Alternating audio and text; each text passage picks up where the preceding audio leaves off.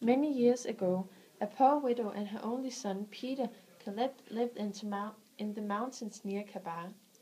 They had no land, so Peter's mother worked on the neighbor's fields from morning till night to earn a living.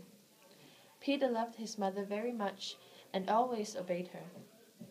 He was a weak, short, thin boy, much weaker and shorter and thinner than other boys of his age. He tended Bogacha, their goat, every day. It was a quiet animal. It was grazing. Peter could play with stones, make little watermills by the brook, and carve whistles from wood.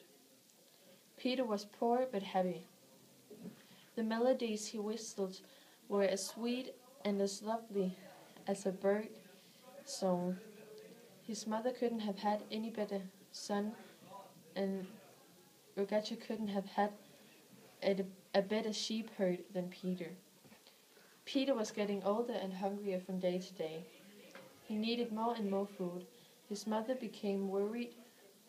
One day she said in tears, "Peter, we don't have enough bread. You must go to the neighbor to ask to become his sheep herd." It was not easy for Peter to leave his beloved mother and Rogacha, but he didn't say a word to make his mother sadder and more unhappy than she already was. With a bundle in his hands and sorrow in his heart, he left his mother and Rogacha. His mother stayed lonely and unhappy in the little hut. The neighbor who gave Peter his first job as a shepherd was a rich farmer. He had a lot of cows, goats, and sheep. Peter tended his flock of sheep in the mountains. He could no longer play with stones and whistle his songs, because the neighbor's sheep were not as quiet and good as Rikke. He had to run after them the whole day long, but that was not the worst thing in the world. Peter spent many more bitter hours with the other shepherd boys. They were most unfair and unfriendly towards their new comrade. They teased him because he was weaker and smaller than them, because he was the weakest and the most timid of all. Other shepherd boys were taller and more vigorous than Peter, but they were less kind, less gentle than him. Many times Peter was hurt by their words, and often he was sad and lonely. He dreamed about becoming taller and stronger. He wished to be as strong and as brave as the other boys. He wished to become even stronger and more courageous than them. When the shepherd boys played, they forced Peter to take care of their sheep. When they were thirsty, they wanted him to bring water from the spring. If he did not obey them, they beat him and threw stones at him. He wished to go home to his mother, but he did not do that because he knew that his return would have made his mother sad. One day the shepherd boys sent Peter again to fetch water. After he had gone, his sheep got lost. His heart was full of fear when he ran after the sheep. He looked everywhere, but he could not find his flock. Finally, he came to a large meadow high in the mountains. It was the most beautiful meadow he had ever seen. He was tired, hungry, and thirsty, but his sheep were nowhere to be seen. Suddenly, he stopped and stared.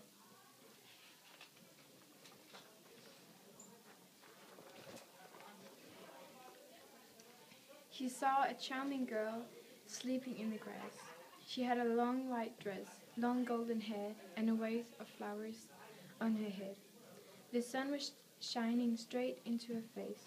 It was hot, too hot for the lovely face of the unknown girl. Peter brought some branches and put them around the girl's head as a green roof to protect her from the sun. Peter forgot his sheep.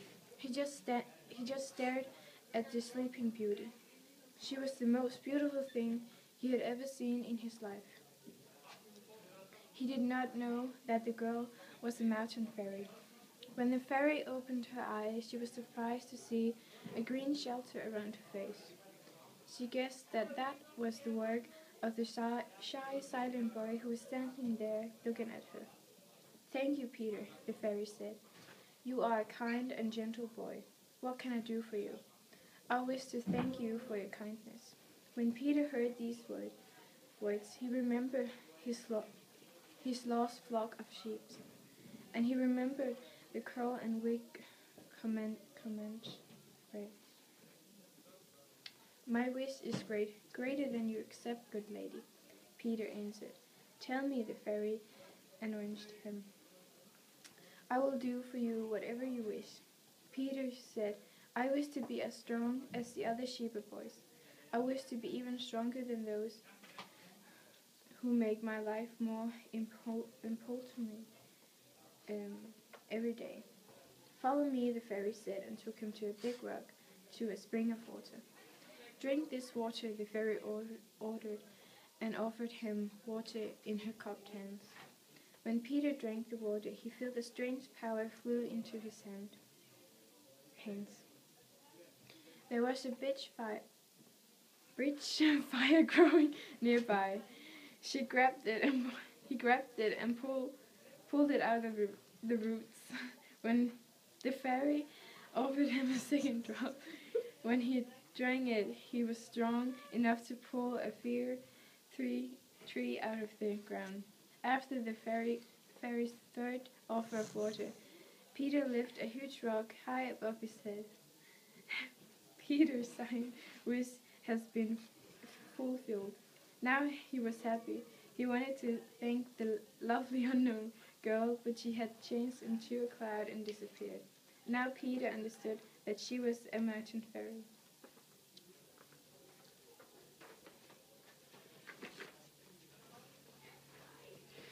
Peter still looked as thin and weak as before, but he was very strong. He was the strongest and most vigorous boy in the country. Peter found his sheep and went towards the village. He sang on the way down the mountains. His song was happy, gay, and loud. When the shepherd boys heard him, they wondered what had happened. Peter was such a timid, frightened boy. Why was he singing so loudly and happily now? The shepherd boys were thirsty, and it was hot. Where have you been for so long, Peter? They cried when they saw him. Bring some water, Peter. Quickly, Peter. Bring some water, Peter, quickly.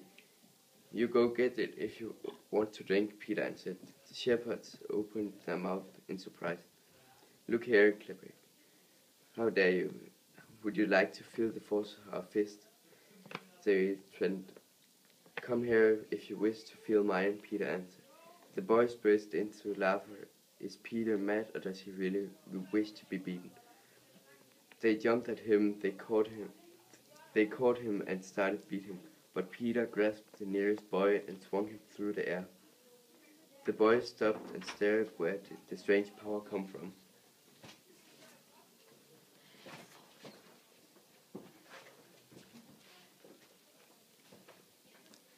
They cried out in fear and ran away. Peter pulled out a birch tree and ran after them, waving it back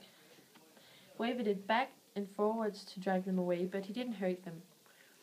He was too good at hurt to hurt anybody. Even now, when he was strong, he was no less kind and gentle than before. He forgot all the ugly and insulting words the shepherd's boys had said to him when he was weak. He did not think of revenge, nor did he want to be a shepherd anymore. He drove the sheep to his master, took his bundle, and went off home to his mother and Rikke. When his mother saw him, she was scared. Did your master drive you away? I left him, Peter said. I will live here with you, mother. We wouldn't part anymore. What are we going to live on? His mother was worried. I'm going to clear this land of stones, Peter said, looking at the stony ground around their hut. Well, so we'd. I will take the grain to the mill, and you will make white bread.